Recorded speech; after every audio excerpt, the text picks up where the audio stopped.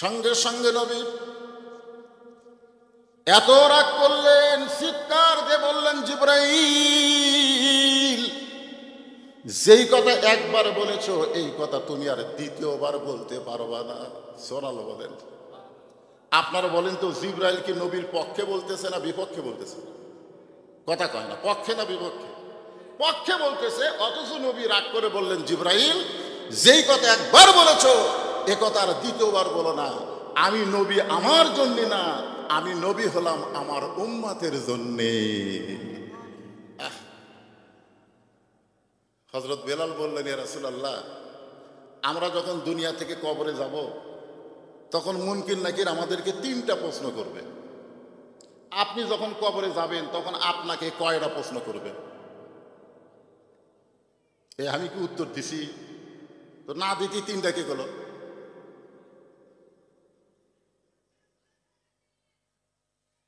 একজন সাহাবী হযরত বেলাল, তিনি নবীকে প্রশ্ন করতেছে, ইয়া রাসূলুল্লাহ, আমরা যখন কবরে যাব, মুসলমান যখন কবরে যাবে, মুসলমানদেরকে কয়টা প্রশ্ন করা হবে?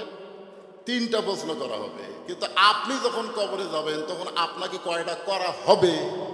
আল্লাহ রাসূল বললেন, হযরত বেলাল, তোমার কি মনে হয়? তো বেলাল বলতে, যে হুজুর, আমার মনে হয় আপনাকে 2টা প্রশ্ন করবে। তো আল্লাহ রাসূল বললেন, কি কি 2টা করবে?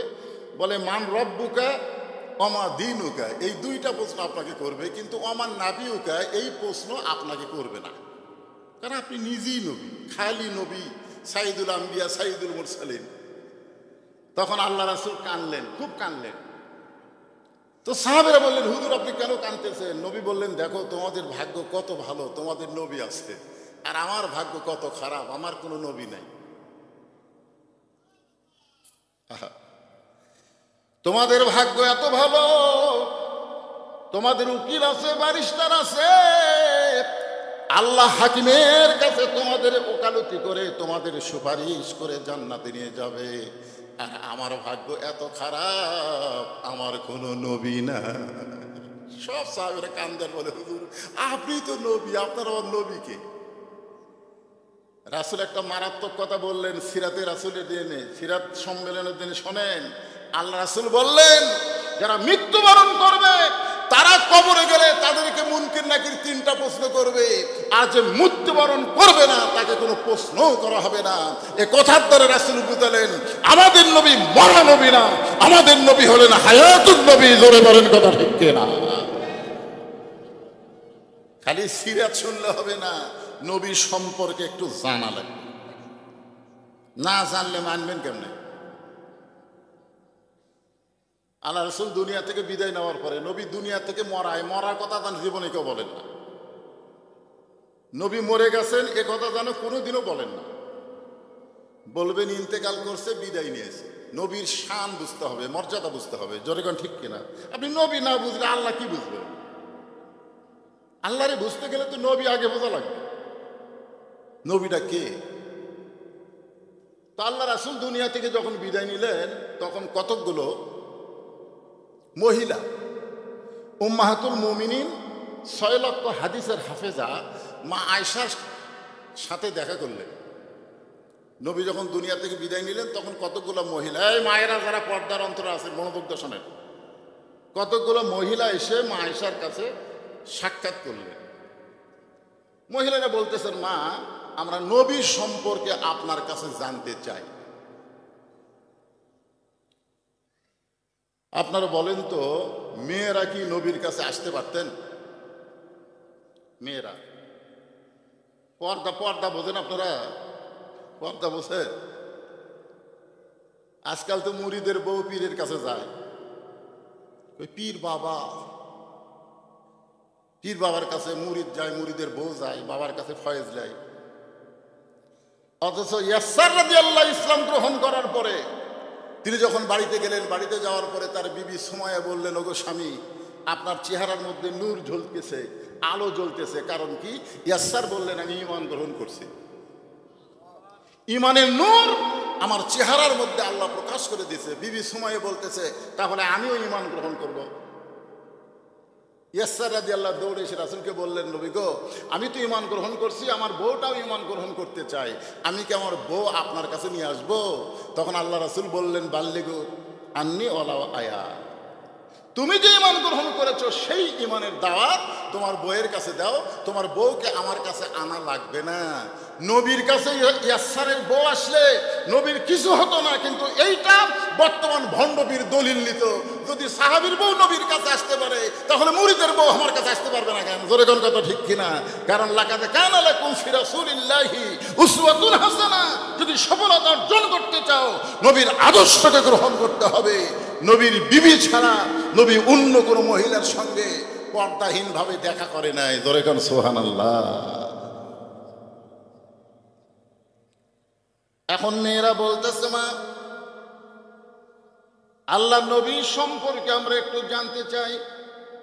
আয়েশা বললেন, মেয়েরা তোমরা নবী সম্পর্কে আমার কাছে জানতে আইছো, এখন আমি তোমাদের সামনে বলতেছি, তোমরা নবী সম্পর্কে শুনবে না আমার স্বামী সম্পর্কে শুনবে? একটু মনোযোগ দিবেন। তোমরা নবী সম্পর্কে জানবে না আমার স্বামী সম্পর্কে শুনবে?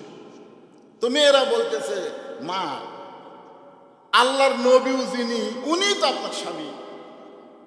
আয়েশা বলতেছে, 6 বছর বয়সে নবীর সঙ্গে আমার বিয়ে হয়েছে। একটু মনোযোগ দিয়ে শোনেন, কয় বছর? 6 বছর বয়সে বিয়ে হয়েছে, আর 9 বছর বয়সে আমি নবীর ঘরে আইছি। কয় বছর বয়সে নবীর ঘরে আইছে? 9 বছর। আর 18 বছর বয়সে নবী দুনিয়া থেকে চলে গেছে। তাহলে মা আয়েশার সঙ্গে নবী কয় বছর ছিলেন? একটু হিসাব করেন। দেখেন নবীর উম্মত গরমের মধ্যে কি বিরক্ত লাগতেছে? একটু হিসাব করেন। 6 বছর বয়সে বিয়ে হয়েছে, 9 বছরে নবীর সংসার আইছে, 18 বছরে নবী দুনিয়া থেকে বিদায় হয়ে গেছে। তাহলে মাঝখানে 9 বছর। মা আয়েশা বললেন, এই 9 বছরে আমি নবীকে দেখেছি মাত্র 3 বার, আর আমার স্বামীকে দেখেছি আমি হাজার হাজার বার। এখন তোমরা কি নবী সম্পর্কে শুনবে না স্বামী সম্পর্কে শুনবে? আপনাদের কি ধারণা আমাদের নবী কি অতি মানব এই না আমাদের মতোই? অনেকে বলে আমরাও যা নবী হতে, আমরাও যা নবী হতে। এক বক্তা ওয়াজ করতে বলতেছে আমরা মাটির তৈরি, নবীও মাটির তৈরি। তখন সাইড থেকে একদিন বলতেছে, তাহলে আমরা যা নবীও তাই রে। 400 রোজ গ্রহ তারা, তারি নূরের ইশারা, নইলে যে অন্ধকারে ডুবিত এই ধরনী। সবাই বলেন নবী মোর পরশমণি, নবী মোর সোনার খনি, নবী নাম ভাবে যেজন সেই তো দোজাহানের ধনী। নবী যখন স্বামী ছিলেন, পৃথিবীর শ্রেষ্ঠ স্বামী ছিলেন। আমরা যতই স্বামী হই না কেন, আমার নবীর মতো ভালো স্বামী পৃথিবীর কেউ হতে পারে নাই। আল্লাহ নবী যখন নবী ছিলেন, পৃথিবীর শ্রেষ্ঠ নবী ছিলেন। নবী যখন বদরের জিহাদে যাচ্ছেন, পৃথিবীর শ্রেষ্ঠ সেনাপতি। আল্লাহ নবী যখন না খেয়েছিলেন, নবীর মতন না খেয়ে কেউ থাকে নাই। ক্ষুধার জ্বালায় নবী পেটে পাথর বাঁধছেন। আল্লাহ নবী যখন অত্যাচার সহ্য করেছেন, নবীর মতন অত্যাচার সহ্য কেউ করে নাই। আবার আল্লাহর নবী যখন নানা হয়েছেন, নবীর মতন শ্রেষ্ঠ নানা এই দুনিয়াতে কেউ হবার পারে নাই। আবার নবী যখন শ্বশুর হয়েছেন, ওসমান রাদিয়াল্লাহু বলেন, দুনিয়ার কে কেমন শ্বশুর পাইছো জানি না, কিন্তু আমি এমন একজন শ্বশুর পাইছি, তার মতন ভালো শ্বশুর এই দুনিয়াতে আর কারো নাই। জোরে কান সুবহানাল্লাহ। আপনি যেই দিকে যাবেন সেই দিকে আমাদের নবী শ্রেষ্ঠ। যার কারণে আল্লাহ বললেন, ওগো রাসূল, মা আতাকুমুর রাসূলু ফাখুযুহু ওয়া মা নাহাকুম আনহু ফান্তাহু। আপনি যেইটা করবেন সেইটাই করা আপনার উম্মতের জন্য ফরজ হয়ে যাবে, আর আপনি যেইটা নিষেধ করবেন সেইটা তাদের জন্য হারাম হয়ে যাবে। মনোযোগ দিয়ে শোনেন, নবী যা করেছেন সেটা আমাদের জন্য করা কি ফরজ? জোরে কোন করা কি? মাতা কুমর রাসূল ফাখুযুহু মানে তোমরা সেটা গ্রহণ করো। আমা নাহাকুম আনহু ফান্তাহু, নবী যেটা নিষেধ করেছে সেটা তোমরা বর্জন করো। নবী শুধু কলেমার দাওয়াত দেয় নাই, নবী এক সময় গভীর রাত্রে মক্কা ছেড়ে মদিনায় হিজরতও করেছে। জোরে কোন কথা ঠিক কিনা ভাইজান? হিজরতও করেছে। আহারে, মদিনায় হিজরত করার পরে সর্বপ্রথম নবী, যারা উমরা করেছেন হজ করেছেন তারা জানেন, প্রথম একটা মসজিদ নবী নির্মাণ করলেন। প্রথম যে মসজিদকে বলা হয় মসজিদে কুবা। নাম কি? মসজিদে কুবা। আল্লাহ রাসূল বলেছেন, আমার নির্মিত প্রথম মসজিদে কেউ যদি 2 রাকাত নামাজ আদায় করে, আল্লাহ এত খুশি হয় তার আমল নামায় একটা ওমরা হজের সওয়াব দিয়ে দেয়। সুবহানাল্লাহ, জোরে কর না কেন? আরে আপনি করতে পারবেন তো? একটু জোরে মহব্বত দিয়ে সুবহানাল্লাহ কন। আপনাকেও আল্লাহ হয়তো হজ করার সুযোগ না দিলে ওমরা করার তৌফিক দিয়ে দিবে। সুবহানাল্লাহ বলেন। হ্যাঁ, এই মসজিদে কুবা নবী নির্মাণ করলেন। নির্মাণ করার কারণ হলো নবুয়তের 10ম বৎসরে মেরাজ হয়েছে। সেই মেরাজে আল্লাহ তাআলা নবীকে 5 ওয়াক্ত নামাজ দিয়েছে। নবী নামাজ নিয়ে মক্কায় চলে আসলেন। 5 ওয়াক্ত নামাজ পাওয়ার পরে নবী 3 বছর মক্কায় থাকলেন। গোপনে গোপনে নবী সাহাবীদের নিয়ে নামাজ পড়েন।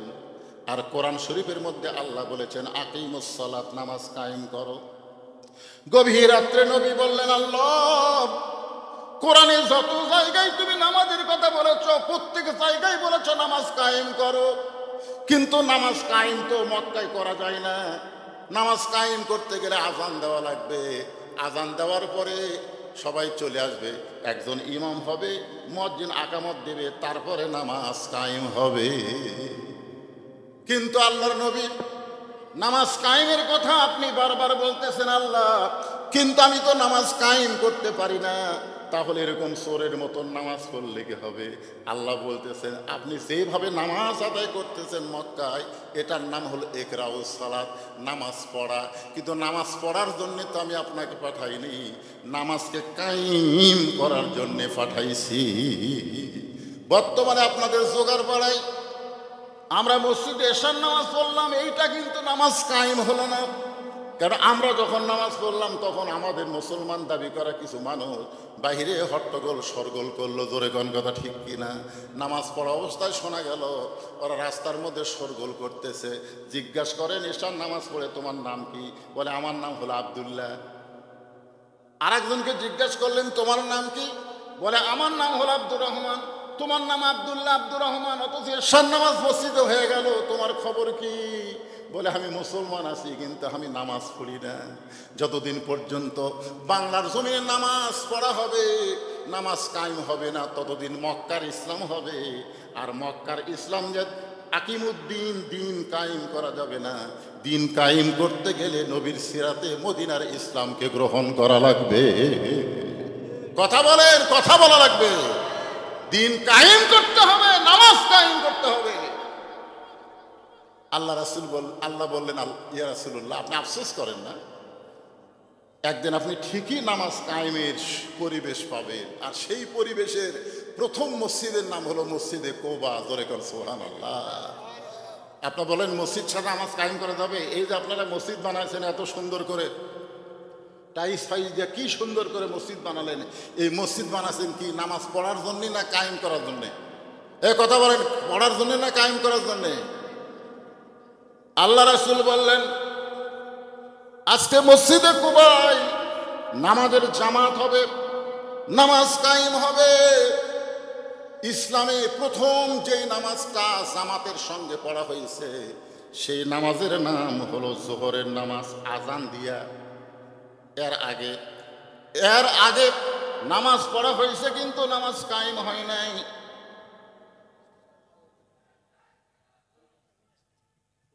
কে আসতেছে? আচ্ছা, প্রধান অতিথির আগমন, ফয়সাল পারভেজ সাহেবের আগমন। লিল্লাহি তাকবীর। তোমরা এখন তাকবীর বন্ধ করে দাও, প্রধান দিকে টেনে নিয়ে আসো, গুরুত্বপূর্ণ আলোচনা হচ্ছে, খুব খেয়াল করবে। আমাদের আগামীতে বাংলাদেশে নামাজ কায়েমের পরিবেশ তৈরি করা লাগবে, নামাজ পড়ার পরিবেশ দিয়ে কাম হবি না। বুড়া হচ্ছে চামড়া ঢিল, আল্লাহর সাথে দিছে মিল।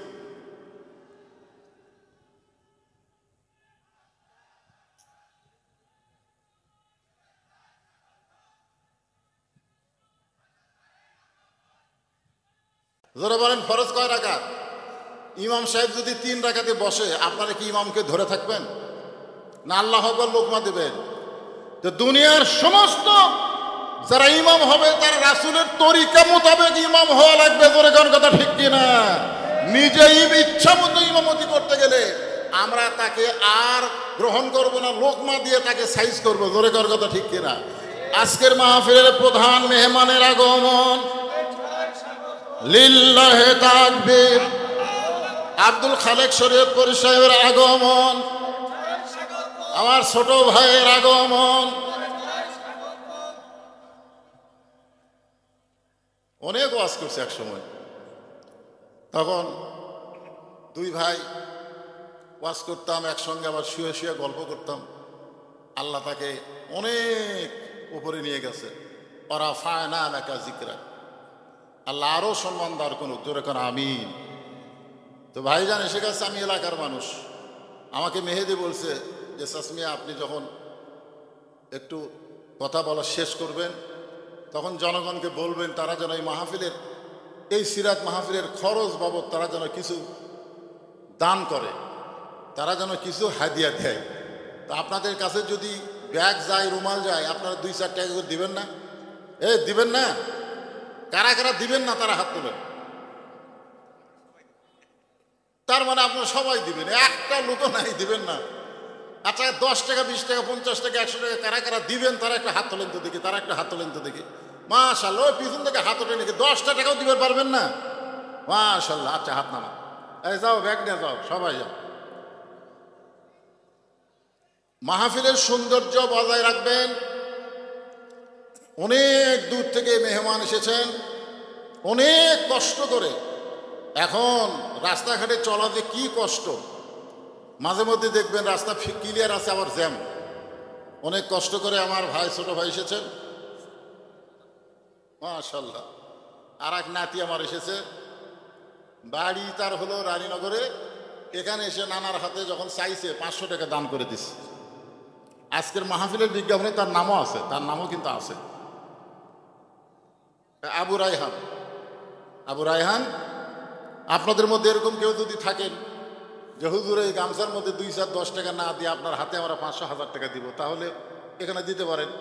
মেহমান তো অনেকের নাম বিজ্ঞাপনে আছে, অনেক অতিথির নাম বিজ্ঞাপনে আছে। তারা যদি মনে করেন যে হুজুর আমরা এই গামছার মধ্যে 10 টাকা 20 টাকা না দিয়ে আপনার হাতে 1000, 2000, 500 দিব, তাহলে এখানে দিতে পারেন। টেজে যারা বসে আছেন তাদেরকে বলতেছি, যদি না দিয়ে থাকেন দেওয়া লাগবে তো। মাশাআল্লাহ মাশাআল্লাহ। এই দেখেন ভিতর থেকে, টেজে দেওয়া লাগবে না, ভিতর থেকে আল্লাহর একজন বান্দা, অত্যন্ত মহব্বতের মানুষ, 1000 টাকা দান করেছে। আল্লাহ তার দানকে কবুল করুক। সকলে বলে আল্লাহুম্মা আমিন। কি আদায় হয়ে গেছে না হচ্ছে? সবাই একটু জিকির করেন, লা ইলাহা ইল্লাল্লাহ, লা ইলাহা ইল্লাল্লাহ, লা ইলাহা, লা ইলাহা ইল্লাল্লাহ মুহাম্মাদুর রাসূলুল্লাহ সাল্লাল্লাহু আলাইহি ওয়াসাল্লাম। আমি যে আয়াতে কারিমা তেলাওয়াত করেছিলাম, লাকাদ কানা লাকুম ফি রাসূলিল্লাহি উসওয়াতুন হাসানাহ, আয়াতটাকে সামনে নিয়ে এতক্ষণ আপনাদের সামনে কথা বললাম। যদি সফলতা অর্জন করতে চাই তাহলে দুনিয়ার সমস্ত পাঁচশা নেতা বাদ দিয়ে একমাত্র রাসূলের আদর্শ আমাদের গ্রহণ করা ছাড়া উপায়। এজন্য সকলে একটু আমার সঙ্গে বলেন, উপায় নাই রে, উপায় নাই রে, উপায় নাই, নবী বিনে অন্য কোন নেতা নাই। আমার নেতা তোমার নেতা। আলহামদুলিল্লাহ, যতটুকু বললাম বক্তা এবং শ্রোতা সকলকে আল্লাহ আমল করার তৌফিক দান করুক।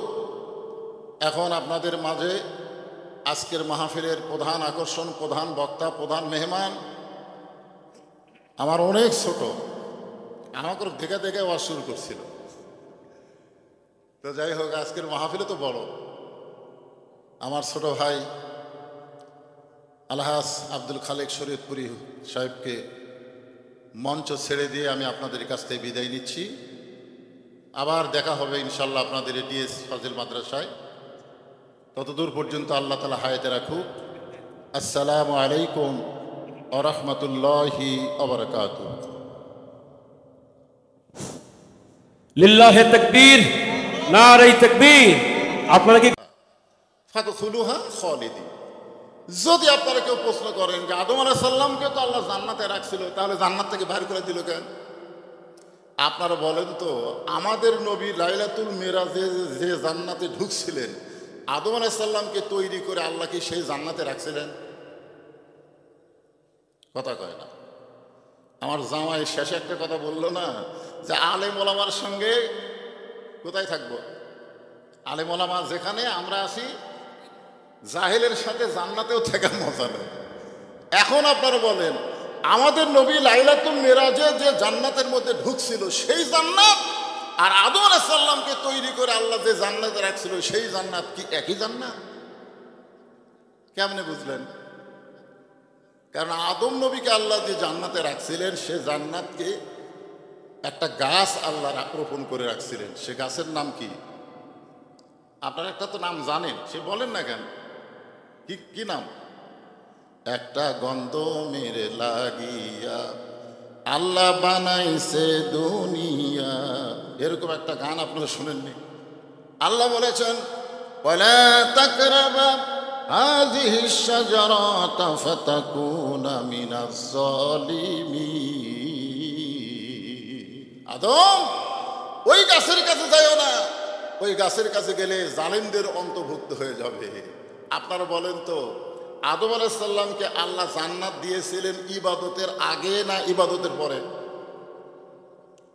কথা বলা লাগবে, ইবাদতের আগে না পরে? আগে। এই জন্যে জান্নাতের মধ্যে ইবাদত দিচ্ছে যে সব গাছের ফল খাও, ওই গাছের কাছে যায় না। এটাই একটা হুকুম। ইবাদত মানে আল্লাহর হুকুম। ইবাদত মানে খালি নামাজ পড়া, রোজা করা, হজ করা, যাকাত দেওয়া, এইগুলো শুধু ইবাদত না। ইবাদত হচ্ছে আল্লাহর হুকুম। আল্লাহ যেটা করতে বলেছেন সেটা করতে হবে, যেটা নিষেধ করেছেন সেটা করা যাবে না। জোরে কোন ঠিক কিনা?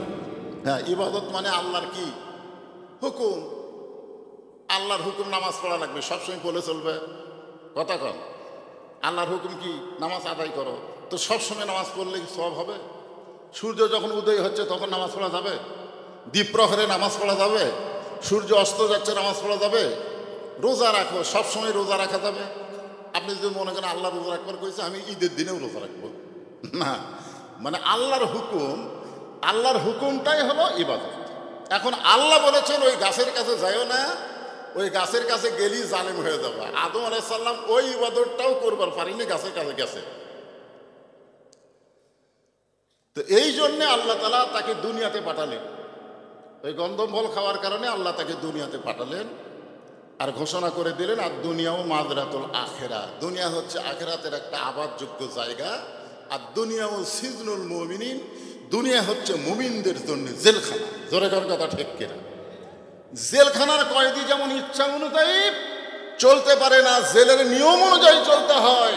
দুনিয়াতে যারা মুসলমান হবে তারা নিজের ইচ্ছা অনুযায়ী চলতে পারবে না, আল্লাহর হুকুম নবীর তরিকা মোতাবেক চলা লাগবে। জোরে কোন কথা ঠিক কিনা? এই জন্য তো মুমিনদের জন্য জেলখানা। জেলখানা মানে কি? আসসালাতু খায়রুম মিনান নাম শোনার পরে মুমিন ঘুম পাড়বি? এই কথা কন না কেন? ঘুম পাড়বে? আসসালাতু খায়রুম মিনান নাম শোনার পরেও যে ঘুম পাড়ে, সে মুমিন না। কারণ সে জেলারের নিয়ম মানতেছে না। জেলার মানে আল্লাহ হুকুম করেছে ফজরে আজান হওয়ার সঙ্গে সঙ্গে ঘুম ত্যাগ করো, ঘুম হইতে নামাজ যুক্ত। আপনি যখনই নামাজ পড়তে যাচ্ছেন তখনই ফেরেশতারা বলতেছে, আল্লাহ কি মজার ঘুম। সারা রাতের মধ্যে ফজরে আজানের সময় ঘুমের মজাই আলাদা। আর সেই ঘুম বাদ দিয়ে তোমার ডাক মুয়াজ্জিনের আজান শুনে সে মসজিদে যায়। আল্লাহ বলে, ফেরেশতা, এরা দুনিয়াতে হলো জেলখানা, দুনিয়া থেকে বিদায় নেওয়ার সঙ্গে সঙ্গে এদের জন্য তাকায় আছে জান্নাত। জোরে বলেন সুবহানাল্লাহ। ফেরেশতা জিবরাইল বললেন, ইয়া রাসূলুল্লাহ, আপনি যদি চান, যদি জান্নাত থেকে বের না হন, তাহলে আল্লাহ আপনাকে জান্নাত থেকে বের করে দিবার পারবে না। বের করে দিবার পারবে? পারবে? লিমা তাকুলু মা লা তাফআলু। আল্লাহ যা বলে আল্লাহ তাই করে। আল্লাহ বলেছেন ফাদখুলুহা খালিদিন, কেউ যদি একবার জান্নাতে প্রবেশ করে সে চিরস্থায়ীভাবে জান্নাতে থাকবে। আপনি যদি বের না হন, আল্লাহ আপনাকে বার করে দিবে না। খামাখা আপনি দুনিয়াতে কেন যাবেন? যে বছর রাসূল মেরাজ করেছেন সেই বছর রাসূলের জীবনে 3টা কষ্ট গেছে। কয়টা? 1 নম্বর কষ্ট হলো চাচা আবু তালেব মারা গেছে। আল্লাহ রাসূল বলেছেন, মায়ের পেটে থাকা অবস্থায় আমি এতিম ছিলাম, কিন্তু দুনিয়াতে আসার পরে আমি এতিম ছিলাম না। অথচ আল্লাহ কোরআনে বলেছেন, আলাম ইয়াজিদিকা ইয়াতীমান ফাআওয়া, আপনাকে আমি এতিম হিসেবে পাইছি। আর নবী বলতেছেন, মায়ের পেটে থাকা অবস্থায় আমি এতিম ছিলাম, কিন্তু দুনিয়াতে আসার পরে আমি এতিম ছিলাম না। সাহাবেরা বললেন, হুজুর কেমনে এতিম ছিলাম না? রাসূল বললেন, ভাগ্যগুণ এমন একটা চাচা পাইছি, যেই চাচা আমাকে এমন আদর দিয়া, দয়া দিয়া, মহব্বত দিয়া লালন পালন করেছে, আমার যে বাবা নাই এটা আমি কখনো বুঝতেই পারিনি। সুবহানাল্লাহ, জোরে বলেন। তাহলে আবু তালেব রাসূলকে কেমন লালন পালন করেছেন।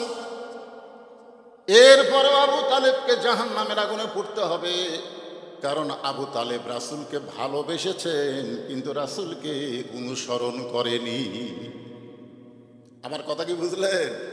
আপনারা যতই নবীকে মহব্বত করেন, ইয়া নবী সালাম আলাইকে বলে যতই কান্দাকাটি করেন, আবু তালেবের মতো রাসূলকে মহব্বত কেউ করে নাই। রাসূল নিজে বলেছেন, আমার বাবা না থাকার পরেও বাবা নাই এটা আমি বুঝতে পারিনি। এরপরেও রাসূলের সিরাতকে, রাসূলের অনুসরণ গ্রহণ করা না করার কারণে সে জাহান্নামের আগুনে পড়বে। চিন্তা করছেন? সেই চাচা দুনিয়া থেকে বিদায় নিলেন। কিছুদিন পরেই রাসূলের দরদের বিবি খাদিজাতুল কুবরা দুনিয়া থেকে বিদায় নিলেন। কিছুদিন পরে রাসূল চলে গেলেন তায়েফের ময়দানে। আল্লাহ রাসূলের জীবনের সবচাইতে কষ্টকর মুহূর্ত হলো তায়েফের ময়দান। সেই তায়েফের ময়দানে গিয়ে রাসূল রক্তাক্ত হলেন। আল্লাহ রাসূলের শুধু মুখ ছাড়া, এই চেহারা ছাড়া রাসূলের দেহের এমন কোনো জায়গা ছিল না যে জায়গায় ওরা পাথর মারে, খালি চেহারার মধ্যে। মা আয়েশা রাদিয়াল্লাহু তাআলা বর্ণনা করেন, আমি একদিন রাসূলকে গোসল করাতেছিলাম। গোসল করানোর সময় রাসূলের মুখের দিকে তাকাই আর শরীরের দিকে তাকাই। এক সময় আয়েশা বললেন, ইয়া রাসূলুল্লাহ, আপনার কি কোনোদিন বসন্ত ব্যারাম হয়েছিল? বসন্ত ব্যারাম? তা আল্লাহ রাসূল বললেন, কেন? বলে, আপনার মুখ চাঁদের মতন সুন্দর, চাঁদের চাইতেও সুন্দর, কিন্তু আপনার দেহে এরকম মাঝে মাঝে কালো কালো দাগ, এটা কিসের দাগ? আল্লাহ রাসূল বললেন, এটা হলো তায়েফের ময়দানে যখন কলেমার দাওয়াত দিবার গেছিলাম তখন তায়েফবাসী আমাকে পাথর মারছে। আয়েশা বললেন, ইয়া রাসূলুল্লাহ, আপনি কি আল্লাহর কাছে বলতে পারবেন না যে আল্লাহ আমার দেহের দাগগুলো মোচন করে দাও, এই কালো কালো দাগ আমার আর ভালো লাগতেছে না। রাসূল বলে, আয়েশা রে, আল্লাহ লাইলাতুল মিরাজ আমাকে বলেছিল আপনার দেহের সমস্ত দাগকে আমি মোচন করে দিব। রাসূল বললেন, ওগো আল্লাহ, এই দাগগুলো কিয়ামত পর্যন্ত আমার দেহের মধ্যে রাখতে হবে। এই পাথরের দাগের উসিলায় আমি গুনাহগার উম্মত সহ জান্নাতে যাবার চাই। সঙ্গে সঙ্গে আয়েশা দোয়া করলেন, আল্লাহ, বিশ্ব নবী কলেমার দাওয়াত দিতে গিয়ে যদি পাথরের আঘাত খায়, যারা নবীর উম্মত হবে তারা কোনোদিন বাতিলের সঙ্গে আপোষ করবে না, দরকার হলে নবীর মতো তারাও আঘাত প্রাপ্ত হবে। আজকে নবিয়ানা কাম করে কত বছর? 40 বছর। পাঞ্জাবি খুলতো, পাঞ্জাবি খুলে দেখে তেল তেলা, তো তেল তেলা গাও দাগ নাই। নবিয়ানা কাম করো, নবী পিটন খায়। একমাত্র সুলাইমান আর আদম নবী ছাড়া সমস্ত নবী বাতিলের দ্বারা আঘাত প্রাপ্ত হয়েছে। প্রত্যেকটা নবীকে বাতিলের আঘাত করছে। আজকে যারা বলে আমরা নবীর কাম করি, কিন্তু বাতিল তাদের কিছুই বলে না। বুঝবেন এটা নবীর কাম না, এটা তলে তলে শয়তানের সঙ্গে আঘাত করার কাম। জোরে কোন কথা ঠিক না? বুঝতে হবে। জিবরাইল বললেন, ইয়া রাসূলুল্লাহ, কত কষ্ট আপনার দুনিয়ায়। চাচা মারা গেল, দরদের বিবি খাদিজা মারা গেল, তাইফের ময়দানে রক্তাক্ত হলেন। আপনি জান্নাতের মধ্যে ঢুকছেন লাইলাতুল মেরাজে, আর বের হন না, আর ওই খামাখা দুনিয়াতে আপনি যান। আমি 9 বছরের নবীকে দেখছি মাত্র কয়বার? কয়বার? মাত্র। আর স্বামী হিসাবে দেখছি কতবার? এই কথার কোনোই গুরুত্ব দিলেন না। স্বামীকে দেখছি হাজার হাজার বার, আর নবী হিসাবে 9 বছরে দেখছি মাত্র 3 বার। এখানে আপনাদের বুঝাবার দিচ্ছি, যিনি নবী তিনি স্বামী, কিন্তু নবীর রূপ আলাদা, স্বামীর রূপ আলাদা, নানার রূপ আলাদা, আবার পিটন খাওয়ার সাইজ আলাদা, পিটন দেওয়ার সাইজ আলাদা। তোর এখন কথা ঠিক কিনা? মানে একই নবীর মধ্যে বহু রূপ। সেই জিনিসটা বুঝাইতে গিয়ে প্রথম যেই নামাজ কায়েম হয়েছে আজান দিয়া, সেই নামাজের নাম হলো জোহরের নামাজ। জোরে বলেন, কোন নামাজ? সর্বপ্রথম যিনি জামাত কায়েমের জন্য আজান দিয়েছে, সেই মুয়াজ্জিনের নাম হলো হযরত বেলাল ইবনে রেবাহ। আল্লাহ রাসূল বলেছেন, ও বেলাল, তুমি আমার কাছে আসো। বেলাল যখন নবীর কাছে আসলেন, নবী বেলালের কপালে একটা চুমা দিয়ে বললেন, বেলাল, তুমি কি জানো হাসরের ময়দানে তোমার মাথা আমার মাথার উপরে থাকবে? বেলাল ছোট বাচ্চার মতন কান্না শুরু করলেন, ইয়া রাসূলুল্লাহ, আপনি হলেন বিশ্ব নবী, আপনার মাথার উপর আমার মাথা কেমনে থাকবে? আল্লাহ রাসূল বললেন, বেলাল, শুধু তুমি নও, কিয়ামত পর্যন্ত যারা মসজিদে মুয়াজ্জিনি করবে, এই মুয়াজ্জিনের মাথাটা ইমামের মাথার চাইতে আল্লাহ উপরে রাখবে। এখন আপনারা বলেন তো, মুয়াজ্জিনের দাম কম না বেশি? সর্বপ্রথম এই মুয়াজ্জিন হযরত বেলাল। আবু বকর বলেছিল, ইয়া রাসূলুল্লাহ, আমি মুয়াজ্জিন হবার চাই। উমর ফারুক বলেছিল, ইয়া রাসূলুল্লাহ, আমি মুয়াজ্জিন হবার চাই। ওসমান বলেছিল, আমি মুয়াজ্জিন হবার চাই। কারণ এত বড় দামি ফজিলত কেউ হাতছাড়া করবার চায় না। রাসূল বলে, সাহাবীরা রে, আজানের মালিক যে আল্লাহ, আরশ থেকে সে আল্লাহ মুয়াজ্জিন নিযুক্ত করে দিয়েছে। আমি নবী আজানের মালিক না, আজানের মালিককে সে আল্লাহ মুয়াজ্জিনকে নিযুক্ত করে দিয়েছে। সেই মুয়াজ্জিন হলেন হযরত বেলাল। সমস্ত সাহাবী বেলালকে আঁকড়ে ধরে বলে, বেলাল, তোমার মধ্যে এমন কি যোগ্যতা আছে, যেই যোগ্যতার কারণে আল্লাহ তাআলা তোমাকে মুয়াজ্জিনের মতন বিশাল একটা পদ দিয়েছে? বেলাল বলতেছে, আমি জানি না, আল্লাহ রাসূলই বলতে পারবেন। কারণ আল্লাহ রাসূলকে জানান, রাসূলের কাছে তোমরা শোনো। সমস্ত সাহাবীরা রাসূলকে জিজ্ঞাসা করলেন, এ রাসূলুল্লাহ, এই বেলালের মধ্যে এমন কি গুণ, যেই গুণের কারণে বেলাল আজান দেওয়ার মতন মুয়াজ্জিনি সম্মান পাইলেন? রাসূল বললেন, সাহাবীরা রে, তোমরা সবাই জিহ্বা বের করো। সাহাবীরা জিহ্বা বের করলেন। আল্লাহ রাসূল বলেন, বেলাল, তুমিও জিহ্বাটা বের করো। বেলাল যখন জিহ্বা বের করে, সমস্ত সাহাবী তাকায় দেখে বেলালের জিহ্বার মাঝখানে ছিদ্র দেখা যায়।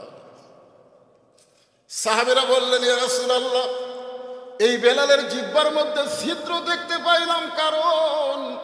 নবী বললেন, সাহাবীরা রে, শুধুমাত্র কলেমাকে কলিজার মধ্যে ইকরার বিল লিসান, তাসদিক বিল জানান, আমল বিল আরকান, ঈমানটাকে কলিজার মধ্যে জায়গা দেওয়ার জন্য এই বেলালকে কাফের বেঈমানেরা সারাদিন মারছে। শুধু মারে নাই, বুকের উপরে পাথর চাপা দিয়ে রাখছে। শুধু পাথর চাপা দিয়েও ক্ষান্ত হয় নাই। বেলাল যখন আল্লাহ আল্লাহ জিকির করে, বেলালের জিহ্বাটা টেনে বের করে ওই জিহ্বার মধ্যে পেরেক ঢুকাইয়া দিছে। এরপরে আবু বকর বেলালকে যখন মুক্ত করে নবীর সামনে হাজির করে, আল্লাহ রাসূল বেলালের কপালে একটা চুমা দেয়। জিহ্বার সঙ্গে জিহ্বা লাগাই দিলে সঙ্গে সঙ্গে জিহ্বাটা পূর্বের মতো হয়ে বেলালের মুখের মধ্যে ঢুকে যায়। আল্লাহ রাসূল বললেন, বেলাল, তুমি কি জানো তোমাকে আল্লাহ খুশি হয়ে একটা আয়াত হাদিয়া দিয়েছে? ধরে কর সুবহানাল্লাহ।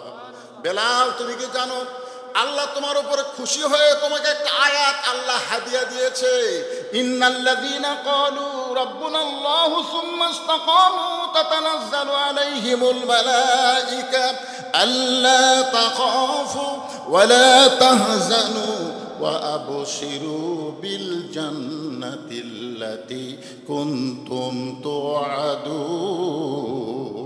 আল্লাহু আকবার। বেলাল, তুমি শুনলে খুশি হবে, তোমার কোনো ভয় নাই, তোমার কোনো চিন্তা নাই। এই দুনিয়াতে আল্লাহ তোমাকে বেহেশতের সুসংবাদ দিয়ে দিয়েছে। এরপরেও বেলাল কাঁদতেছে। রাসূল বলে, বেলাল, আল্লাহ তোমাকে জান্নাতের সুসংবাদ দিলে এরপরে তুমি কেন কাঁদতেছো? বেলাল বলে, ইয়া রাসূলুল্লাহ, আমি আল্লাহু আকবার, আল্লাহ সবচাইতে বড়, সে আল্লাহকে ঈমান গ্রহণ করে চোরের মতন আমাকে সারাদিন ওরা মারলো, আমি জবান খুলে চিৎকার করে বলতে পারি নাই, শুধু জবানে আল্লাহ আল্লাহ বলেছি, জোরে বলি নাই। আমার জিহ্বা টেনে ওরা ছিদ্র করে দিয়েছে। আমার আল্লাহ বড়, এই কথাটা কি কোনোদিন জোরে বলা যাবে না? রাসূল বলে, বেলাল রে, বর্তমানে মক্কায় সেই পরিবেশ নাই, যেদিন পরিবেশ হবে সেই দিন সর্বপ্রথম তোমাকেই জোরে আল্লাহু আকবার বলার হুকুম দেওয়া হবে। হাসিনার সময় আমরা সেই পরিবেশ পাচ্ছিলাম না, জোরে কোন কথা কন না কেন? কিন্তু এখন 5ই আগস্টের পরে, হাসিনা পলানোর পরে সেই পরিবেশ আছে না নাই? একটু জোরে দেওয়া লাগবে, দেখি কে কত জোরে পারেন। লিল্লাহি তাকবীর। আসো আসো, আগে তকবীর দিলেই দুই একজন সাইড থেকে স্লিপ দেয়, তকবীর ছাড়া কি বাস নাই। কারণ ওই শালারা হলো শয়তান, ওরকে কলিজার মধ্যে শয়তান বসে আছে। তকবীর দিলে কেন ছটফট ছটফট করে? কারণ শয়তান সব সহ্য করতে পারে, আল্লাহু আকবার সহ্য করতে পারে না। জোরে কর কথা, ঠিক কি না? যত জোরে তকবীর দিবা তত জোরে শয়তান, দূরে শয়তান পালায় যাবে। বাংলাদেশে আবার একদল নতুন আসতেছে, তারাও এই তকবীরকে অপছন্দ করে। জোরে কর কথা, ঠিক করে। তবে আজকে ফেসবুকে দেখলাম একজন নেতা বলতেছে, তোমরা আপাতত নির্বাচনের আগ পর্যন্ত নামাজ জামাতে পড়ো। মাথা গেল রে, শালারা কি কয়, নির্বাচন পর্যন্ত নামাজ, নির্বাচন পর্যন্ত। এটা বলার পিছনে কারণ হলো যে মসজিদের ইমাম কি তালকিন দেয়, এই তালকিনটা ধরার জন্য। কি তালিম দেয়? এই তালিমটা ধরার জন্য। ভাই, যখনই তুমি জামাতে নামাজ পড়তে আসবা, নামাজ পড়তে পড়তে ইন্না সালাতা তানহানিল ফাহশাই ওয়াল মুনকার, তোমার ভিতর থেকে যাবতীয় বাতিলকে আল্লাহ দূর করে দিয়ে ইমাম দিয়ে তোমার আত্মা ভরপুর করে দিবে। ওই নেতার কথা মতোই তোমরা জামাতে আসো। জামাত জামাত, জোরে গান কোথায় আসো? এই আরো জোরে গান কোথায় আসো?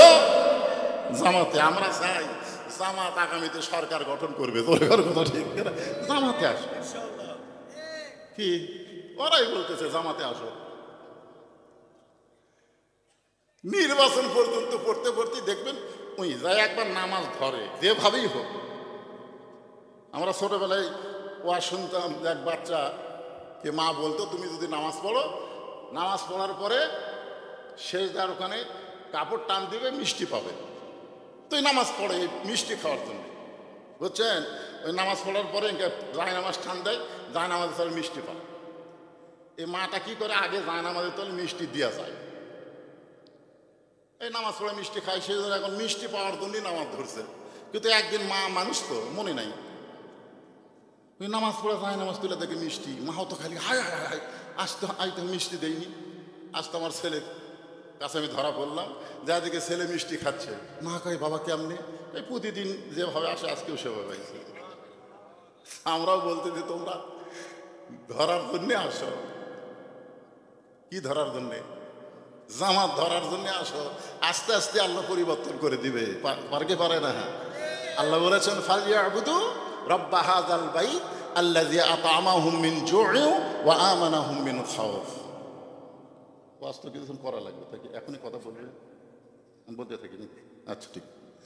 সবাই একটু জিকির করে, লা ইলাহা ইল্লাল্লাহ, লা ইলাহা ইল্লাল্লাহ, লা ইলাহা ইল্লাল্লাহ, লা ইলাহা ইল্লাল্লাহু লা ইলাহা ইল্লাল্লাহ।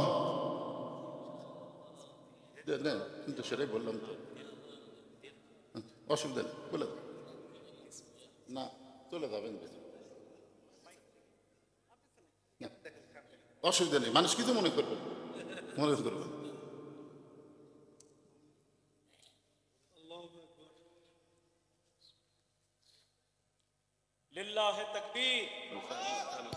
লিল্লাহে তাকবীর, নারে তাকবীর। আলহামদুলিল্লাহ। সম্মানিত দ্বীনী ভাইরা, আজকে আমাদের ঐতিহাসিক সিরাত সম্মেলনে আজকে আমাদের মাহফিল